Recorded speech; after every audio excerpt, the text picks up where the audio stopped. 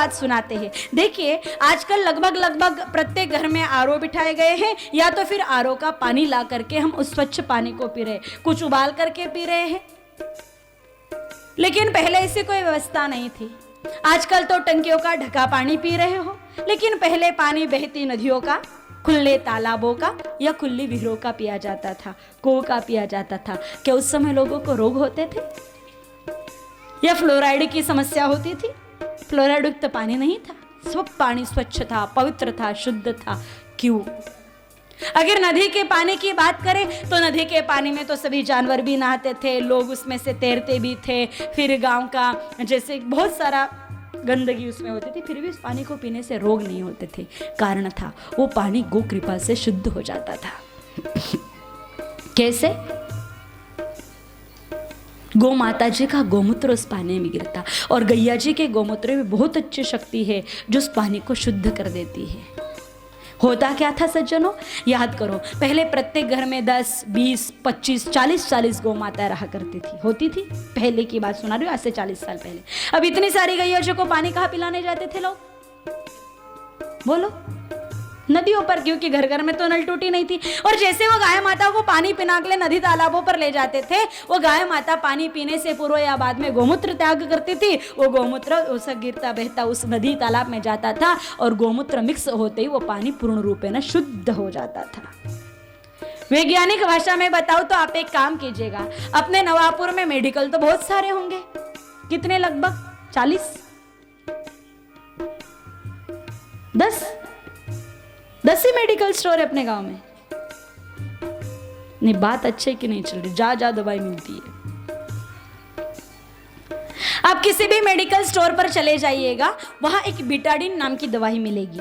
बिटाडिन नाम की दवाई एक तरह का जहर है। कोई भी जख्म आदि हो जाती तो वहां पर फंगल इन्फेक्शन नहीं बढ़े, कीटाणु इत्यादि नहीं बढ़े, इसलिए उस जहर को लगाया जाता है ताकि वो कीटाणु मर जाए। उस बिटाडिन को अगर आप लिक्विड फॉर्म वाली लाते हो तो एक काम कीजिएगा, एक कांच का ग्लास लेना, उसमें आधा ग्लास पानी भर देना, उसमें 5-10 चावल के दाने डालना। वो पानी बिल्कुल साफ क्लीन दिखाई देगा, सफेद सफेद चावल के दाने ऊपर नीचे से दिखाई देंगे। फिर आप उसमें 1 चम्मच बिटाडिन डालना ना, बिटाडिन डालते वो पानी पूरा काला हो जाएगा और वो चावल के दाने भी काले काले हो जाएंगे जहर के प्रभाव से। फिर 2 चम्मच गौमूत्र लेना और वो 2 चम्मच गौमूत्र आप उसमें डाल देना। 3 सेकंड के भीतर वो पानी पहले से भी शुद्ध हो जाएगा। चावल के दाने भी पुनः सफेद हो जाएंगे गौमूत्र के प्रभाव से। ये गौमूत्र जहर को मिटा देता है, खत्म कर देता है। इसलिए उस अपवित्र होने पर, कुछ गंदगी होने पर गौमूत्र छिड़क करके पवित्र करने की या बैक्टीरिया कीटाणु मुक्त करने की परंपरा अपने भारत में थी। गौमूत्र छिड़का जाता था ना पवित्र चीजों पर, वो बस कीटाणु वाली परिभाषा थी। उस समय का विज्ञान बहुत बड़ा था, डेटॉल और सेलॉन की जरूरत नहीं थी उस समय। फिर पानी पीते थे हम कुओं का, और कुओं का पानी भी गौ कृपा से शुद्ध हो जाता था। कैसे? गाय माता जी के गोबर की जो राख होती है वो पानी को पूरी तरह से शुद्ध पवित्र कर देती है। अगर आपके समझ में नहीं आया तो भले ही आप एक काम कीजिए, आप 1 ग्लास में आरओ का पानी लेना, 1 ग्लास में सीधा नल टूटी का पानी लेना। नल टूटी के पानी में आप आधा चम्मच गाय माता के गोबर की राख डाल देना, दोनों की जांच करवाना। फिल्टर आरओ पानी में फिर भी आपको 2-4 बैक्टीरिया मिल जाएंगे, लेकिन जिस जगह पर आपने गैया जी के गोबर की राख डाली थी उस पानी में आपको एक भी बैक्टीरिया मिलने वाला नहीं है।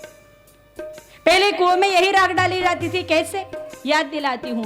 पहले जैसे कि आगारी इत्यादि के लिए किंवा देवाला धूप नैवेद्य इत्यादि करते थे, भगवान को धूप दुवाड़ा उन गोबर के कंडों पर किया जाता। फिर अपने बड़े बुजुर्ग क्या कहते, पैरों में नहीं आना चाहिए, जा कुएं में डाल दे। होता था, और वर्षा जैसे बस भी कुएं में डलती, पानी क्लीन हो जाता था। भारत एक बहुत अच्छा देश रहा है, यहाँ की संस्कृति बहुत गहरी रही है, विज्ञान पर आधारित रही है। ये छोटी बड़ी जो परंपराएं थी उनके पीछे भी अपने सुखों का बहुत बड़ा विज्ञान, बहुत बड़ा गहरा संबंध था।